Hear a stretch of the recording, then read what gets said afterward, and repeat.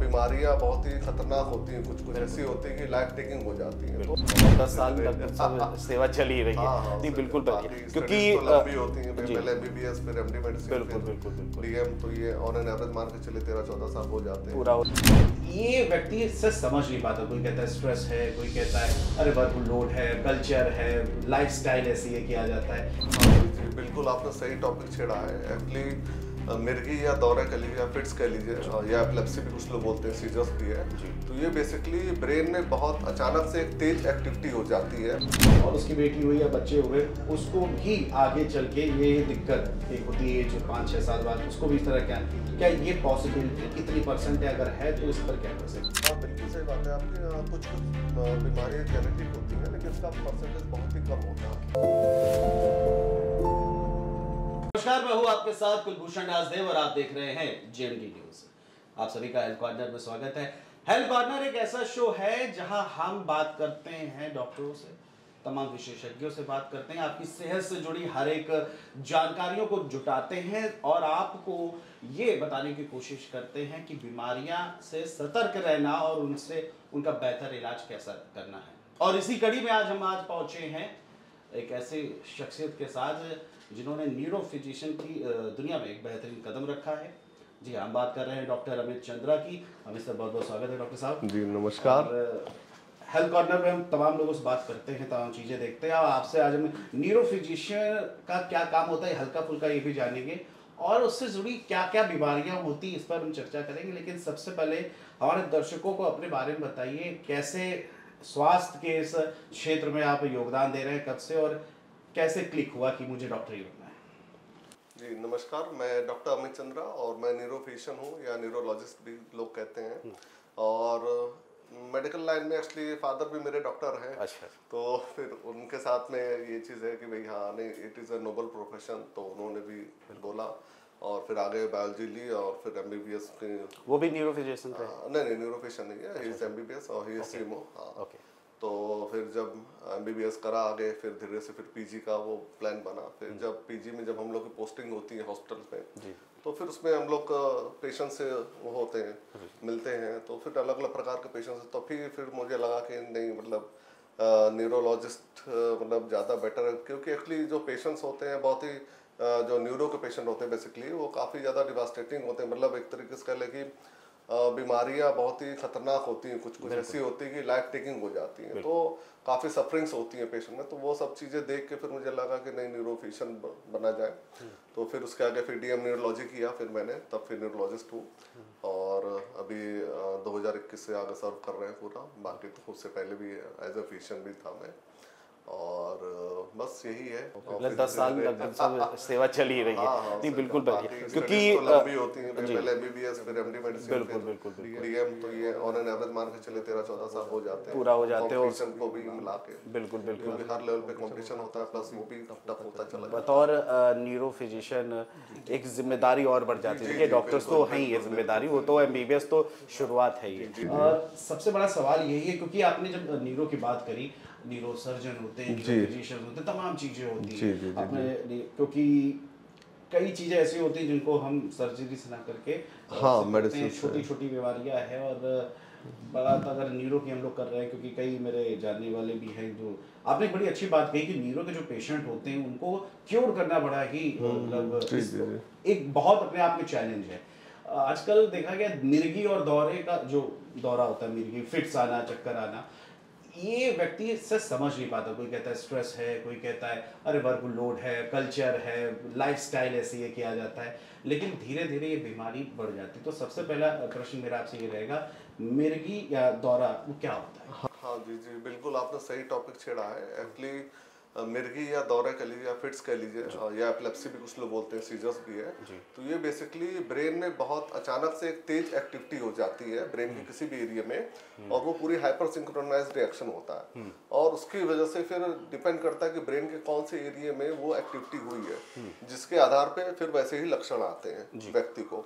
तो ये basically sudden होता है, यानी अचानक से होगी एक्टिविटी, थोड़ी देर के लिए होती है और थोड़ा सा आगे ये प्रोग्रेस भी कर जाती है। अब ज़्यादातर बिल्कुल बात सही है कि ज़्यादातर व्यक्ति इसको समझ नहीं पाते हैं, क्योंकि ये कभी कभी होता है, वो अलग बात है कि जब आप इलाज नहीं लेते तो ये बहुत ज़्यादा बढ़ जाती है और फिर ये लाइफ टेकिंग हो जाती है। तो शुरुआती दौर में आदमी इसको इसी तरीके से लेता है कि हम रात भर जग गए या कुछ स्ट्रेस हो गया, या कुछ लोग का ये भी मानना है कि ऊपर ही चक्कर है तो भूत प्रेत के उस पर चक्कर में पड़े रहते हैं, बाबाओं के चक्कर पड़े रहते हैं और हम लोग के पास काफ़ी लेट आते हैं जब ये बहुत ज़्यादा एक्टिविटी बढ़ जाती है। तो इसमें जागरूक होना बहुत जरूरी है लोगों का कि किसी भी प्रकार की ऐसी एक्टिविटी जो कि आपको लग रही है अचानक से हुई है, थोड़ी देर के लिए हुई है, पेशेंट सही हो गया, क्योंकि लोग का ये भी मानना है कि थोड़ी देर में तो पेशेंट सही हो गया, इसमें क्या दिक्कत है। लेकिन वो ये नहीं समझता है कि ये आगे बढ़ के ब्रेन को कभी कभी परमानेंटली डैमेज कर देती है, जिसके कारण फिर वापस पेशेंट को रिवाइव नहीं कर पाते हम लोग।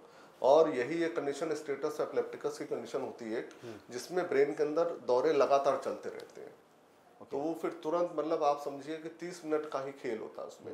अगर आधे घंटे के अंदर पेशेंट को तुरंत उपचार नहीं मिला, आईसीयू में जाके हम लोग को तुरंत एनेस्थीसिया देके समहाउ ब्रेन की पूरी एक्टिविटी रोकनी पड़ती है और फिर दवाइयाँ देते हैं। तो अगर वो 30 मिनट के अंदर पेशेंट के ब्रेन को नहीं मिली तो फिर ब्रेन कई बार परमानेंटली डैमेज हो जाता है, लेकिन व्यक्ति ये चीज़ नहीं समझ पाता है। और अक्सर ही हम लोग पास में ऐसे ही आते हैं कि झाड़ फूक कराते रहते हैं, या कभी कोई दूसरा उनके पड़ोस में व्यक्ति है दौरे वाला या कहीं और, या कि फलाना बाबा के वहाँ गए थे, बिल्कुल, और उससे दवाई ले लेते हैं भाई। ज्यादातर आजकल झोला छाप सबको नाम 2-4 पता, और आजकल एक और झोला छाप के अलावा आ गए डॉक्टर गूगल। बिल्कुल बिल्कुल, उन्होंने ज्यादा ही मार्केट आदमी ने गूगल किया बस तुरंत कट से अच्छी ये दवाई खा ली, जबकि वो ये जानते ही नहीं कि उस दवाई के क्या साइड इफेक्ट होंगे या वो एग्जैक्टली आपके लिए दवाई बनी है कि नहीं बनी है, क्योंकि अलग अलग प्रकार के दौरे होते हैं, उसके हिसाब से हमको दवाइयाँ सेट करनी होती है। तो बेसिकली फिट्स यही है कि सडन एक्टिविटी होती है ब्रेन में जो कि हाइपर सिंक्रोनाइज हो जाती है, और फिर इसमें जैसे कि लक्षण आ सकते हैं कि जो नॉर्मली आदमी देखता है कि पूरे हाथ पैर ऐसे करके ऐड जाते हैं, आंखें ऊपर को टंग जाती है, जबान कट जाती है, पेशाब छूट जाती है। ये तो कॉमन जो GTCS हम लोग बोलते हैं, जनरलाइज्ड टोनिक क्लोनिक सीजर्स बोलते हैं, ये कॉमन वैरायटी है जो कि लोग समझते हैं। लेकिन कई ऐसे दौरे होते हैं जो कि आदमी समझ ही नहीं पाता है, जिसमें जैसे कि इस तरह के लक्षण हो जाते हैं कि आदमी बात करते करते रुक सकता है, 2-3 सेकंड के लिए रुक गया बस, वो भी दौरा है। इसके अलावा कई बार ऐसे ऐसे करके बार-बार होठ को गीला करना या चलाना, या कुछ आपके कुछ नहीं समझ रहा है, बस ऐसे इधर उधर देख रहा है वो थोड़ी देर के लिए, वो भी दौरे हो सकते हैं। फिर कई बार किसी एक तरफ का ही हाथ या पैर ऐंठना, वो भी दौरे हो जाता है।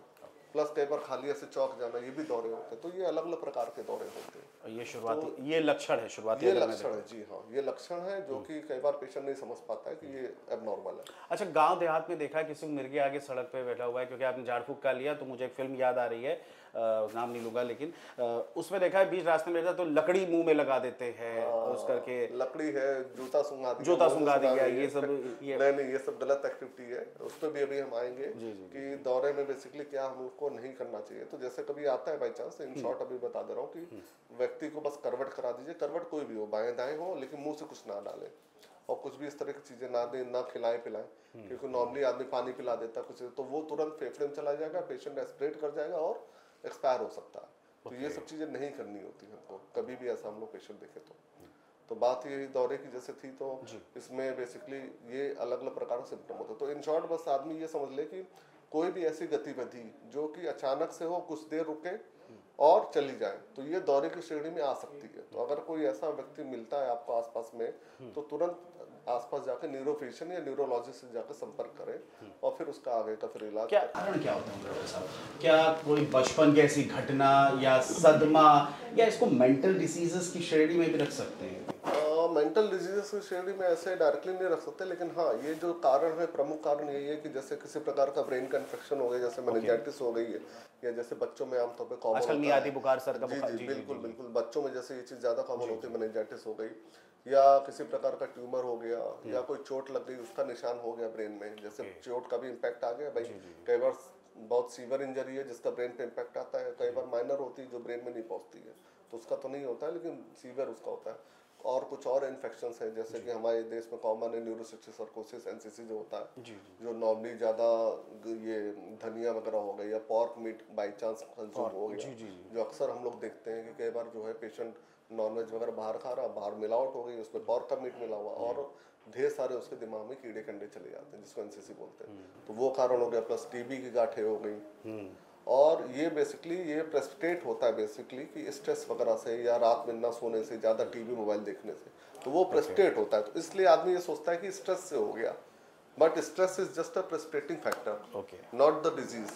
डिजीज उसको ब्रेन में है, जैसा मैंने बताया भी, ये सब कॉमन कारण है जी। और वो चीज़ें प्रेसिपिटेट करती हैं, तो इसलिए पेशेंट को आता है, तभी वो सोचता है कि हमको स्ट्रेस हो गया तो इसलिए ऐसा हो गया। अच्छा, दूसरी चीज़, कुछ कुछ ऐसी ऐसी न्यूरोलॉजी बीमारियों में हम लोग का मानसिक संतुलन भी धीरे धीरे वो होता है खराब, तो इसलिए फिर वो साइकेट्री में भी कई बार ये चीज़ें चली जाती हैं। भाई पेशेंट सोचता है कि नहीं हमारा पेशेंट मेंटल हो गया या पागल हो गया, बिल्कुल बिल्कुल, इसलिए आदमी कंफ्यूजन के कारण इसीलिए उसे दौरे आ रहे हैं। एग्जैक्टली, जबकि ये वाइस वर्सा है कि कुछ न्यूरोलॉजी बीमारियों में साइकेट्रिक बीमारियां भी कॉमन है, प्लस कुछ साइकेट्रिक बीमारियों में न्यूरोलॉजी बीमारी है, दोनों की जरूरत पड़ती है, लेकिन आदमी जो सोचता है ये पागल हो गया, इनको मेंटल में जाओ। जी, जबकि वो होते हैं दौरे। बिल्कुल, तो इस प्रकार के कुछ कुछ कारण होते हैं, जैसे स्ट्रोक हो गया पेशेंट को, बिल्कुल, तो उसमें भी ब्रेन में फोकस पड़ जाएगा। तो इन शॉर्ट ये है कि ब्रेन पे कोई भी चीज़ अगर ऐसी वो कर रही है इम्पैक्ट, तो उससे दौरे आ सकते हैं। डॉक्टर चंद्रा, एक और आपसे बात जानना चाहेंगे, फिर आपने कई चीज़ें करी। एक होता है साइड इफेक्ट, जी जी जी जी, टैबलेट्स का। लोग अपने आप से या डॉक्टर गूगल से पूछ लेते हैं, बिल्कुल बिल्कुल उनका बिल्कुल चीजें, बिल्कुल, या बगल की पड़ोसी चाची मामी दादी पुराने नुस्खे आगे मैंने हाँ कहा था लकड़ी वाला, बिल्कुल बिल्कुल बिल्कुल। और इसके अलावा नॉन वेज,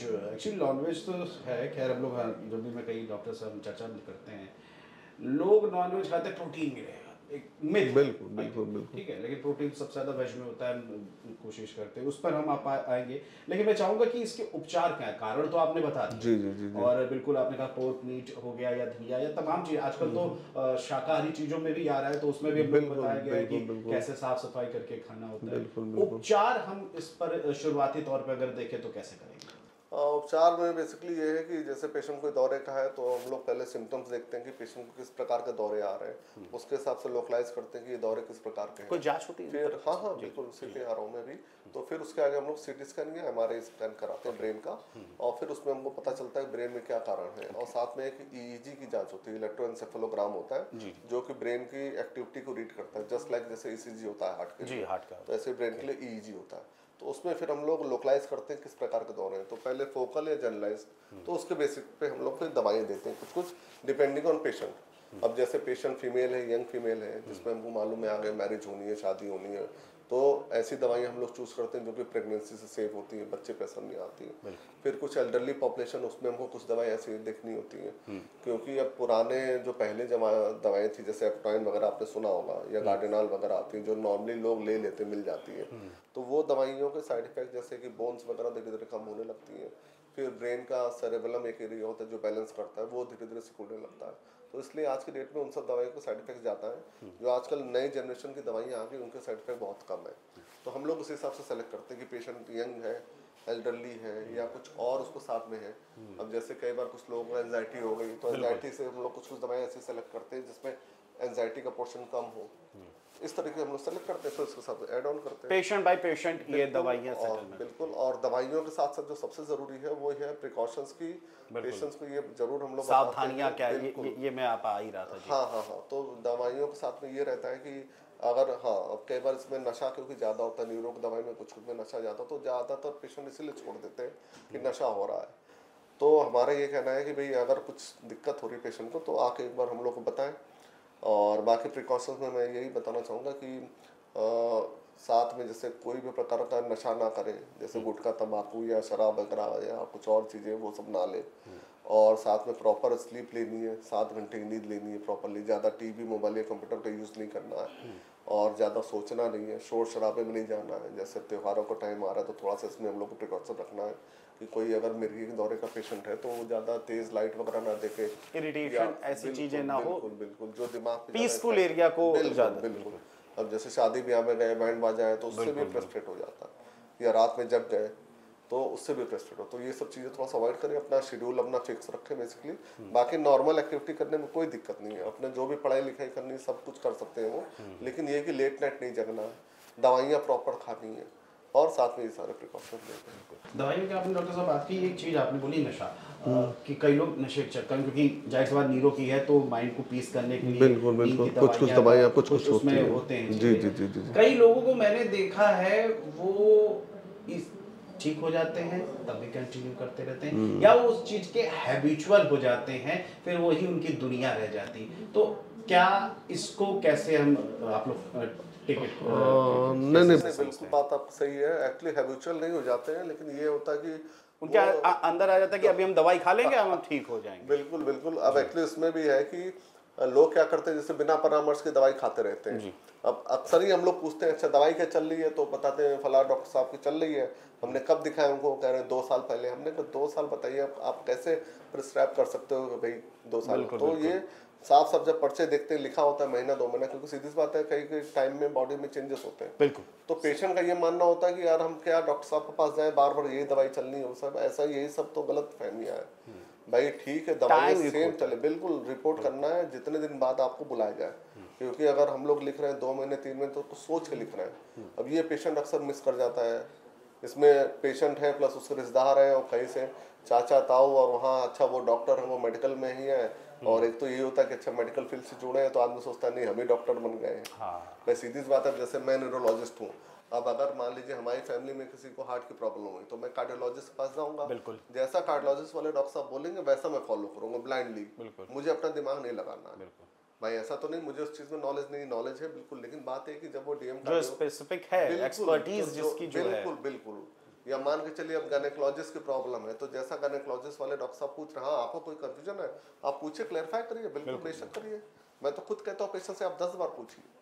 लेकिन पेशेंट क्या है कि अच्छा मरीज सही हो गया चल रहा है तो दवाई अपने मन से कंटिन्यू करते हैं। तो ये वो वाली सिचुएशन है कि पेशेंट अपने मन से खाता है। अच्छा मतलब 100 में 99.99% जी पेशेंट चाहे वो न्यूरो के हों चाहे वो किसी, दवाई जब बंद करते हैं तो फिर डॉक्टर से परामर्श नहीं होता। बिल्कुल बिल्कुल। यही मुझे लगता है पूरे हिंदुस्तान की मेडिकल लाइन की सबसे बड़ी बिल्कुल प्रॉब्लम है। बिल्कुल बिल्कुल बिल्कुल।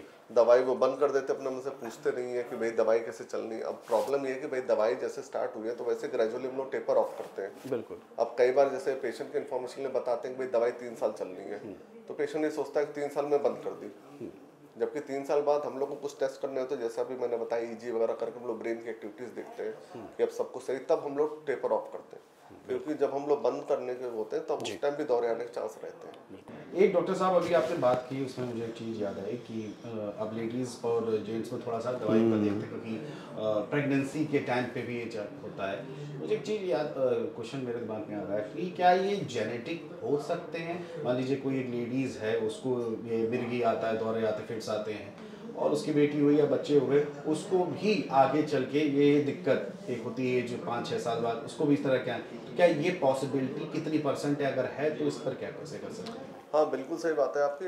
कुछ बीमारियाँ जेनेटिक होती हैं लेकिन इसका परसेंटेज बहुत ही कम होता है। मतलब कुछ स्पेशल टाइप्स के होते हैं, एपिलेप्सी जो है तो उसके फिक्स सिम्टम्स होते हैं कि इस तरह के सिम्टम। लेकिन नॉर्मली जो हम लोग देखते हैं सीजर्स जो देखते हैं कि जो नॉर्मल लोग देख रहे हैं तो वो ज़्यादातर जेनेटिक नहीं होती। हाँ ये होता है कि उस फैमिली में मतलब नॉर्मली देखा गया कि जनरल पॉपुलेशन से थोड़ा परसेंटेज ज़्यादा होता है। जैसे सिबलिंग्स भी हैं तो 30% के आसपास चांस होते हैं, तो अगर एक बच्चों को है तो दूसरे बच्चों को आने का चांस रहता है, या माँ है तो बच्चों में थोड़ा सा रहता है। लेकिन नॉर्मली ये जेनेटिक नहीं होती, बहुत ही कम पोर्शन जो सीजर्स के मतलब ना भी नहीं कह सकते, हाँ भी नहीं कह बिल्कुल। सकते। तो कुछ जो है सिम्टम्स होते हैं वैसे एपिलेप्सी सिंड्रोम्स होते हैं, एडनफ्रेल वगैरह ये सब जो होते हैं वो जेनेटिक होते हैं, वो जेनेटिक ये होते हैं। हाँ लेकिन सारे को आप नहीं कर सकते। मेजर जो सीजर डिसऑर्डर या एपिलेप्सी जो मेजर्स हैं वो जेनेटिक नहीं होती है। ये मतलब ये कह सकते हैं इट्स अ बैड लक अगर हम बोलें। हाँ एग्जैक्टली बैड लक और क्योर पे डिपेंड है चीज़। बिल्कुल बिल्कुल बिल्कुल।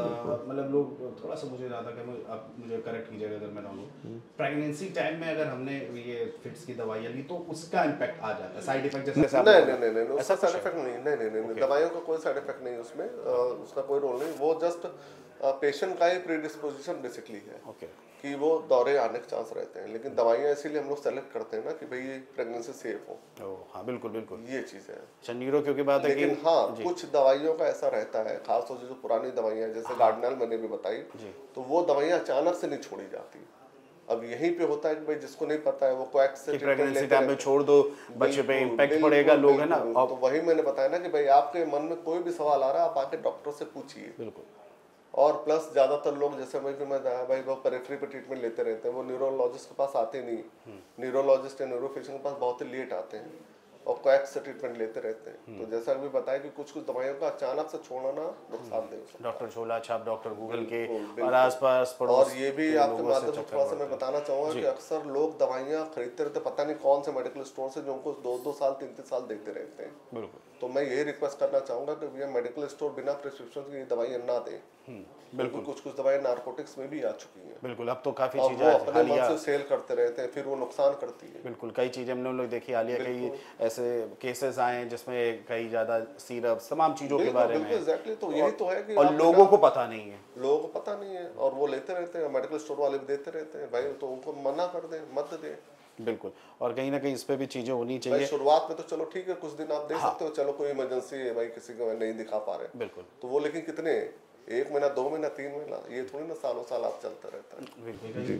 टाइम टू टाइम होना चाहिए तभी चीजें, क्योंकि बिल्कुल। हर दिमाग अलग, हर दिमाग की चाबी और हर दिमाग की दवाई अलग है। बिल्कुल बिल्कुल, यही लोगों को समझना चाहिए, लेकिन यही नहीं समझ समझते। बिल्कुल। और ये एक्चुअली ये वाली लाइन जो होती है मेंटल वाले फील्ड में ज़्यादा बोली, मेंटल डिसीजेस में ज़्यादा बोली जाती है, लेकिन शुरुआत में जब आप हमारी आपकी बात हुई कि न्यूरो फिजिशियन और थोड़ा बहुत कॉम्बिनेशन रहेगा। हाँ, वो कॉमन रहता है बिल्कुल। तो ये तो बात होगी मिर्गी की, हालांकि इस पे थोड़े से और सवाल रहेंगे, मैं आपसे बाद में करूंगा।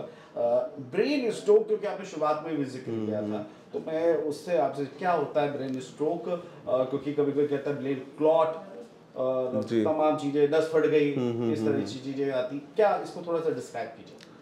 ब्रेन स्ट्रोक या लकवा कह लें तो ये बेसिकली ऐसी कंडीशन होती है जिसमें ब्रेन की सप्लाई रुक जाती है थोड़ी देर के लिए, और फिर लक्षण जो डिपेंड होते हैं वो ब्रेन के कौन सा एरिया गया है उसके हिसाब से लक्षण आते हैं। तो मेजर जो अगर सिंपल टर्म्स में बात करें हम लोग, तो ब्रेन स्ट्रोक 2 प्रकार के हो गए। एक हो गया क्लॉटिंग, यानी कि दिमाग में खून का संचालन रुक गया, वो किसी भी वजह से, उसके लिए हम लोग बाद में बात करते हैं। और एक हो गया ब्लीडिंग हो गई, यानी कि जो ब्रेन हेमरेज हो गया।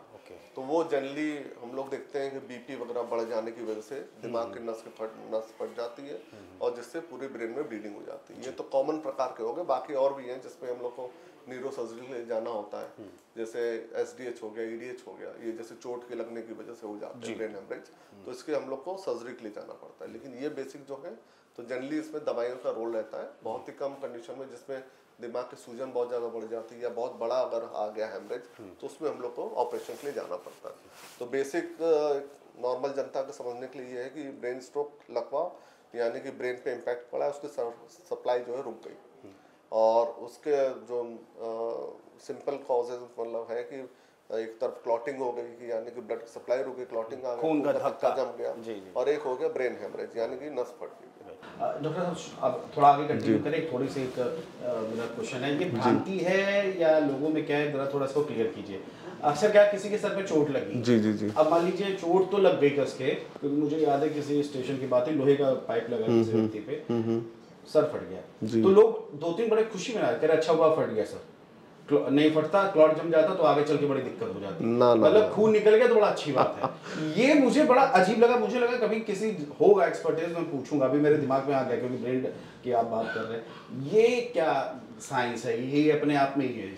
नहीं, ऐसा कुछ नहीं है कि खून बाहर निकल गया फट गया तो ये अच्छी बात है, या अंदर क्लोज रहेगा क्लॉट है तो वो अच्छा नहीं, ऐसा कुछ नहीं है।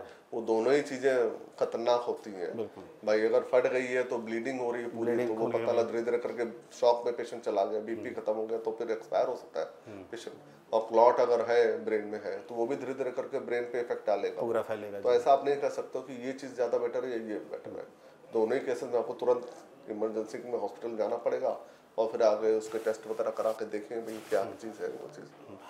जैसे क्लॉट जमता है तो वो शुरुआती तौर पे समझ नहीं आती ये चीजें। नहीं, ऐसा नहीं है। क्लॉट अगर जमता है वो सब आ जाता है, लेकिन बस ये जैसा अभी मैंने बताया ना कि वो डिपेंड करता है कि ब्रेन के कौन से एरिया में आया है। जैसे अभी मैंने लक में बताया कि भाई कुछ एरियाज ऐसे हैं जिसकी वजह से सिर्फ हाथ की कमजोरी आ जाती है, कुछ एरियाज ऐसे हैं जिसमें सिर्फ पैर की कमजोरी आती है, नर्वस सिस्टम नॉर्मली। जी, अब नॉर्मली जैसे हम लोग जो लकवा देखते हैं उसमें क्या होता है, एक साइड का पैरालाइज हो जाता है। तो ये होता है कि जब ब्रेन का जो एरिया होता है, जब थोड़ा सा ब्रेन स्ट्रोक बड़ा होता है बेसिकली, तब जाके हाथ और पैर या चेहरे के भी जो टेढ़ापन थोड़ा सा है, जबान जो लड़खड़ाती, ये चीज़ें। तो ये बेसिकली जो डिपेंड करता है ब्रेन के उस पर। और जैसा कि अभी है कि भाई ब्रेन के स्ट्रोक के जैसे लक्षण अगर है कि लक्षण जी, हाँ, तो उसमें कॉमन सा सिनोनिम याद करने के लिए है बी फास्ट। कि बी फास्ट में क्या है कि बैलेंस, बी फॉर बैलेंस, यानी कि अगर किसी को बैलेंस करने में दिक्कत हो रही, ई मतलब आइस, यानी अचानक से आप देख रहे हैं कि आइस का कुछ मूवमेंट गड़बड़ हो गया है या दिखने में कुछ दिक्कत हो रही है, ठीक है। फिर उसके बाद फास्ट में एफ मतलब फेस, यानी फेस चेहरे का टेढ़ापन अगर हो गया है। फिर ए मतलब आर्म, यानी हाथ की कमजोरी हो गई, ठीक है। तो इस तरीके के अगर आ रही है तो आदमी समझ सकता है कि उसको ये है कि भाई इसे स्ट्रोक हो सकता है, तो तुरंत आसपास के अस्पताल में जाए, क्योंकि इसमें 4.5 घंटे का गोल्डन पीरियड होता है। तो इसमें बेसिकली क्या होता है कि जब हम लोग टेस्ट कराते हैं और ये निकल के आता है कि क्लॉटिंग वाला है, हेमरेज वाला नहीं है, ये सिर्फ 4.5 घंटे क्लॉटिंग वाले के लिए है। तो क्लॉटिंग अगर होती तो आजकल एक नया थ्रोम्बोलिसिस होता है। तो थ्रोम्बोलिसिस मतलब कि सीधे दवाई देते हैं और वो पूरा लाइज हो जाते हैं, यानी जो क्लॉटिंग है वो जल्दी हो जाता है जी। और जो कन्वेंशनल हम लोग की थेरेपी है, जो दवाइयाँ हैं, वो तो थोड़ा टाइम लगती है, लेकिन आजकल थ्रोम्बोलिसिस आ गई है, तो हम लोग वो भी कुछ पेशेंट में करते हैं। पहले हम लोग का सेट वो होते हैं पूरा, उसका असेस करते हैं कि कितनी सीवियरिटी है स्ट्रोक की और पेशेंट सुटेबल है कि नहीं है, तब उसके हिसाब से हम लोग थ्रोम्बोलिसिस, क्योंकि उसमें फिर रिस्क रहता है हेमरेज का। हाँ जी, तो उसमें फिर रिजल्ट्स बहुत बढ़िया होते हैं। कई बार तो ये है कि एकदम पूरा गायब हो जाता है, मतलब पेशेंट एकदम फिट हो जाता है, ये चीज़ होता है। तो जी, तो वो सब डिपेंड करता है। अगर 4.5 घंटे के अंदर गोल्डन पीरियड जो आपने बताया, जी बिल्कुल, गोल्डन पीरियड जो 4.5 घंटे के अंदर अगर पेशेंट आता है तो हम लोग थ्रोम्बोलाइज करते हैं, ये चीज़ है। तो लकवे में यही है कि भाई अचानक से कोई ऐसी डेफिशिएंसी हो गई जो कि थोड़ा परमानेंट है, तो उसमें व्यक्ति को सस्पेक्ट करना चाहिए कि भाई ये लकवा हो सकता है, तुरंत रश करें, न्यूरोलॉजिस्ट को दिखाएं आके। फिर आगे हम लोग डिसाइड करते हैं कि भाई ये दवाई से हम लोग सही करना है या ऑपरेशन के थ्रू जाना है। तो ये ब्रेन की आपने तमाम चीज़ें बता दी और एक भ्रांति जो थी वो आपने बहुत दूर कर दी। वो क्योंकि मुझे याद है कि वो मेरे साथ एक इंसिडेंट हुआ था, तभी मुझे याद आया, मैंने कहा आपसे उस पर ही चर्चा करें। क्योंकि आपसे हम जब बात कर रहे हैं, कई चीज़ों को समझ रहे हैं, ब्रेन स्ट्रोक एक सस्पिशन से मैं क्या करना चाहिए, इस पर मैं आपसे हल्के से जानना चाहूँगा। इसके अलावा मिर्गी के बारे में हमने बात करी, जो फिक्स आते हैं उस पर ब्रेन, उसका दोनों में लाइफ स्टाइल हमें अपनी कैसे रखनी चाहिए, और इन चीज़ों में न्यूरो फिजिशियन बतौर आप योगा कितना हमारा मैटर करता है इन दोनों स्थितियों में? जी बिल्कुल, बहुत अच्छा क्वेश्चन पूछा आपने।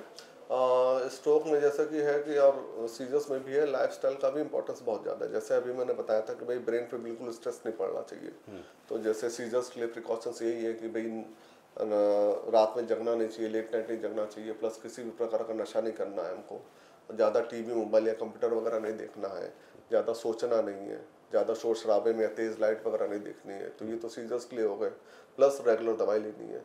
और स्ट्रोक के केस में जो प्रिकॉशंस है बेसिकली, तो प्रिकॉशंस में यही है कि लाइफस्टाइल, जैसे कि सबसे खतरनाक फैक्टर है स्मोकिंग, जो कि आजकल जितने भी यूथ है अपने, वो सिर्फ उसके लिए कि हाँ जस्ट किसी मूवी में दिखा दिया एक्टर है तो सिगरेट पी रहा है, शौक है, और एक तरीके से कह लीजिए कि नहीं इम्प्रेशन दिखाने के लिए कि हाँ भैया एक्टर ने वो टशन हो गया, फिर बिल्कुल टशन जो होता है। तो ये सब चीज़ें हाँ ये है कि भाई फिल्मों में नहीं दिखानी चाहिए इस तरह की चीज़ें। बिल्कुल। तो स्मोकिंग बहुत इंपॉर्टेंट रिस्क फैक्टर होता है। दूसरा जो लाइफस्टाइल है, हम लोग जो जंक फूड्स खाते हैं, बहुत ज़्यादा ऑयली फूड हो गया, क्योंकि बाहर का फूड बहुत ज़्यादा ऑयली होता है, तो वो सब चीज़ थोड़ा अवॉइड करना, थोड़ा एक्सरसाइज करनी होती है, और सेडेंटरी लाइफस्टाइल थोड़ा सा अवॉइड करें।